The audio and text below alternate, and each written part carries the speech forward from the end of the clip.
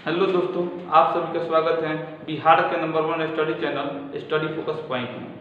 देखिए, आज इस वीडियो में चर्चा करेंगे एक साइंस का चैप्टर है जिसमें बोलते हैं प्रकाश की प्रकृति का परिवर्तन, nature and reflection of light. क्या होते हैं? Nature and reflection of light. इसमें देखिए, प्रकाश के प्रकृति के बारे में पढ़ना है और उसके परिवर्तन, मतलब प्रकाश परिवर्तित कैसे होता है, परावर्तन कैसे होता है, इसके बारे में पढ़ना है। इसमें छोटे छोटे पॉइंट लेकर हम लोग पढ़ेंगे और समझेंगे, क्योंकि बिहार बोर्ड जो मैट्रिक एग्जाम होता है उससे बहुत सारे क्वेश्चन बनते हैं, इस चैप्टर से बहुत सारे क्वेश्चन बनते हैं, इसलिए इसके बारे में देखेंगे। देखिए, पहले तो हम पढ़ेंगे प्रकाश। प्रकाश अर्थ होता है, देखिए सिंपली प्रकाश एक कारक है जिसकी सहायता से हम किसी वस्तु को देख पाते हैं।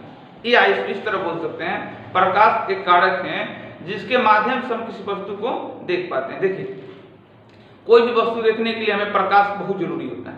कोई भी वस्तु देखने के लिए हमें प्रकाश, वह वस्तु और आंखें, ये तीनों बहुत जरूरी होता है। ठीक है, इसलिए कोई भी जो वस्तु हो उसको देखने के लिए क्या क्या जरूरी है? प्रकाश, वह वस्तु और क्या? आंखें। ठीक है, क्लियर हो गया प्रकाश क्या है। उसके बाद चलते हैं किरण। किरण किसे कहते हैं? किसी निश्चित दिशा में, किसी निश्चित दिशा में सरल रेखा पे, किसी निश्चित दिशा में प्रकाश सरल रेखा में गमन करता है। किसी निश्चित दिशा में प्रकाश सरल रेखा पे गमन करता है तो उसे किरण कहते हैं। ठीक है, मान लीजिए एकदम क्या है, निश्चित दिशा में चल रहा है, एकदम सरल रेखा में चल रहा है, इसको हम क्या बोलते हैं? रे बोलते हैं। आर रे वाई, रे मीन्स किरण, इसे हम क्या बोल देंगे? किरण बोलते हैं। तो किरण किसे कहते हैं? तो किसी निश्चित दिशा में प्रकाश सरल रेखा में चलता है, एकदम सीधे रेखा में चलता है, इसको क्या बोल देंगे? किरण बोलते हैं। ठीक है दोस्तों, उसके बाद आगे है प्रकाश पुंज एवं किरणमाला। क्या है? प्रकाश पुंज एवं किरणमाला। इसको हम इंग्लिश में बोलते हैं beam of light, beam of light बोलते हैं। देखिए इसे, अब देखिए किरणमाला किसे कहते हैं? तो किरणों के समूह, जो किरण है, बहुत सारे किरणों के समूह को क्या बोलते हैं? किरणमाला कहते हैं। बहुत सारे किरणें जब एक जगह इकट्ठा होती हैं तो क्या होते हैं? किरणमाला कहते हैं। जैसे मान लीजिए फूल है तो फूल का माला, फूल का माला, बहुत सारे फूल एक जगह इकट्ठा होंगे तो फूल वाला माला हो जाता है। ठीक है, उसके बाद हम लोग देखेंगे क्या, तो समानांतर किरण पुंज क्या होता है? समानांतर किरण पुंज होता है, इसे बोलते हैं पैरेलल बीम। क्या होता है? Parallel beam. समानांतर किरण पुंज क्या होता है? Parallel beam. ये होता है यदि प्रकाश पुंज किसी किरणें, प्रकाश पुंज की किरणें परस्पर समानांतर होती हैं। समानांतर किरण पुंज होता है यदि प्रकाश पुंज की किरणें, मतलब प्रकाश पुंज की किरणें, बहुत सारे प्रकाश की किरणें परस्पर एक के नीचे एक होती हैं। तो इसमें यहाँ से देखिए, ये होता है यदि प्रकाश की किरणें परस्पर समानांतर चलती हैं। परस्पर क्या होती है? समानांतर चलती है। प्रकाश पुंज की किरणें परस्पर क्या होती हैं? समानांतर चलती है, एकदम लगातार समानांतर चलती है, तो उसको हम क्या बोलते हैं? समानांतर किरण पुंज बोलते हैं। क्या बोलते हैं? समानांतर किरण पुंज बोलते हैं। ठीक है, जब प्रकाश पुंज की किरणें परस्पर समानांतर होती है, एक के नीचे एक समानांतर क्या होती हैं? चलती हैं, तो उसे हम क्या बोल देंगे? तो समानांतर किरण पुंज बोलते हैं। समझ में आ गया? पैरेलल बीम बोलते हैं। एक उसके बाद हम लोग पढ़ेंगे संतृप्त किरण पुंज। संतृप्त किरण पुंज, जिसे अभिसारी किरण पुंज भी कहते हैं। देखिए, इसका दो नाम है, एक तो है संतृप्त और दूसरा क्या है? अभिसारी किरण पुंज। क्या है? अभिसारी किरण पुंज। संतृप्त में क्या होता है? यदि प्रकाश पुंज की किरणें आगे बढ़ने के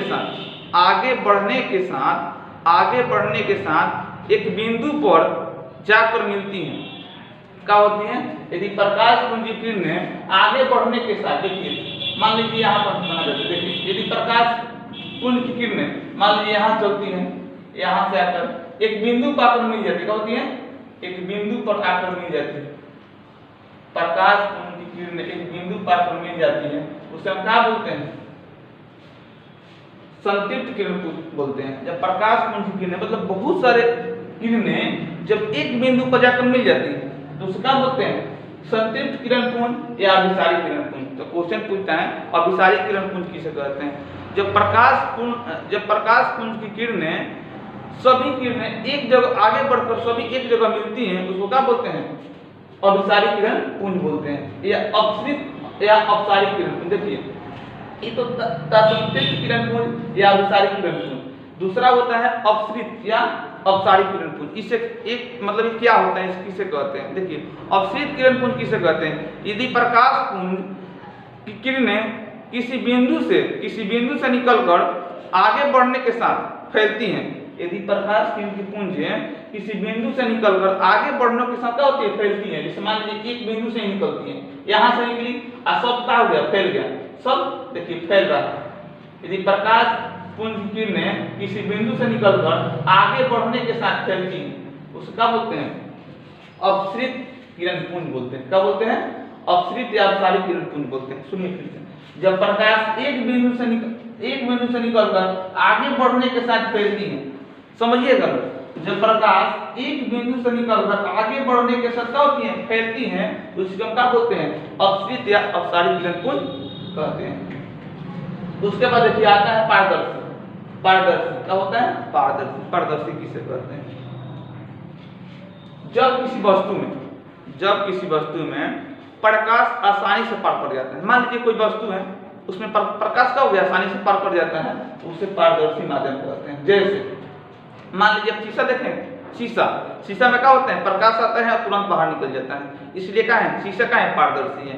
शीशा क्या है, पारदर्शी है। जैसे मान लीजिए कपड़ा में भी जो श्वेत कपड़ा होता है, उसमें भी आप लाइट जलाइएगा, प्रकाश आएगा, वो भी क्या हो जाता है, पार हो जाता है। तो पारदर्शी समझ में आ गया, जिस वस्तु में प्रकाश आसानी से पार कर जाता है उसे पारदर्शी कहते हैं। अब देखिए उसके बाद है अपारदर्शी माध्यम।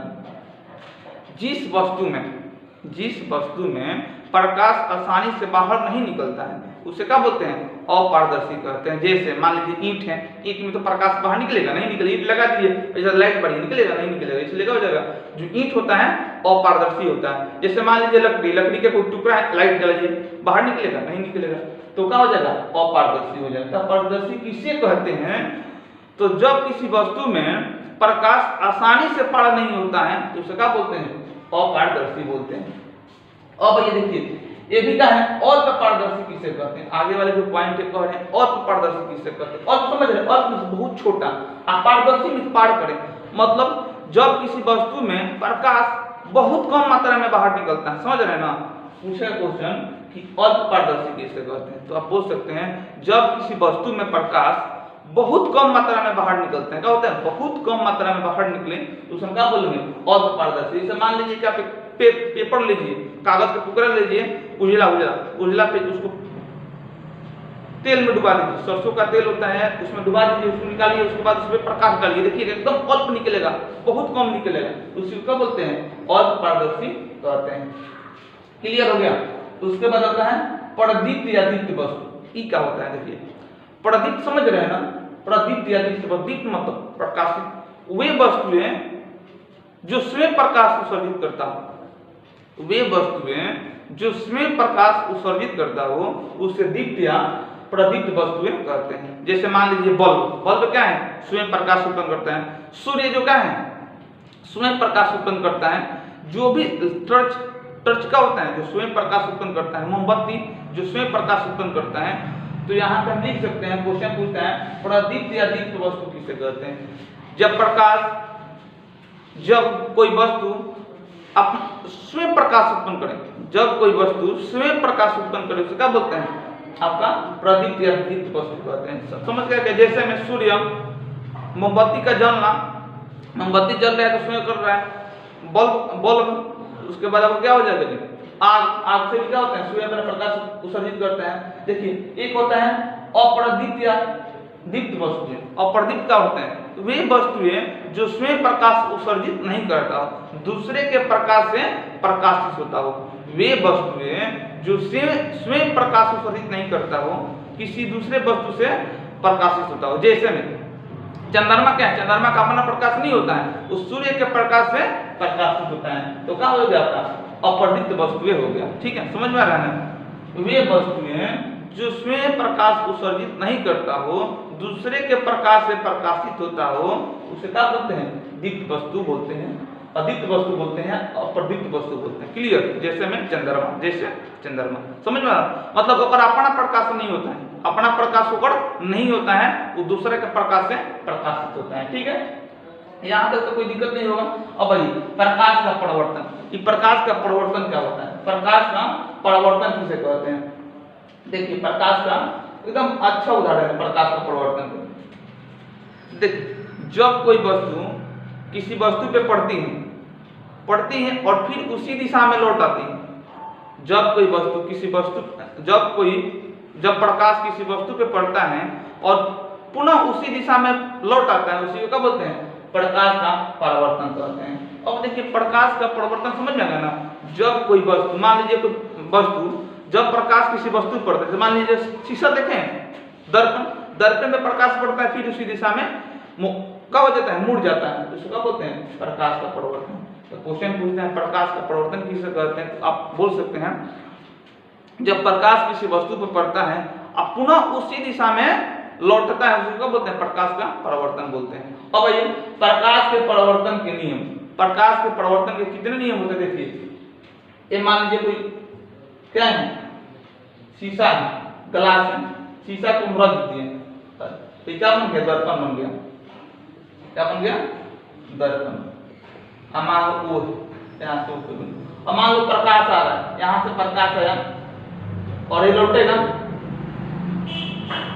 इस जो आता है इसको आपतित किरण, और जो जाता है परावर्तित किरण। समझिएगा, ए में मान लीजिए कोई दर्पण समझ आया ना, जिसमें हम चेहरा देखते हैं, तभी तो मान लो प्रकाश आया और इधर फिर लौट गया, तो आता है तो आपतित किरण का बोलते हैं, आपतित किरण।